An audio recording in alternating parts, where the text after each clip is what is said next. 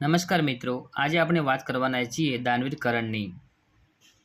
કર્ણ મહાભારતનો એક મહાન યોદ્ધા અને અતિ દાનવીર માણસ હતો, તેથી તે દાનવીર કર્ણ કહેવામાં આવે છે। કર્ણનો જન્મ કુંતીના ગર્ભથી થયો હતો, પરંતુ તે સમયે કુંતીનું લગ્ન ન થયું હતું, તેથી તેણે બાળકને એક ટોપલીમાં મૂકી નદીમાં વહાવી દીધો।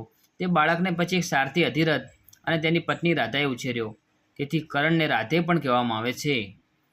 કર્ણ બહુ જ બહાદુર અને દાનશીલ હતો। કોઈ પણ ભિખારી કે યાચક તેની પાસે આવે તો ખાલી હાથ પાછો ન મોકલતો।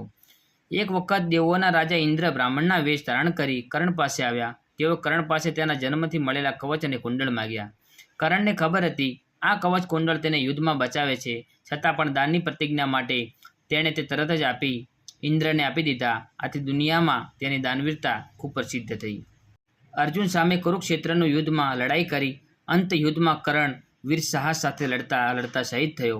શિક્ષા: કર્ણની કથા આપણને શીખવે છે કે દાન, મિત્રતા અને વચનનિષ્ઠા જીવનમાં ખૂબ મહત્વની છે।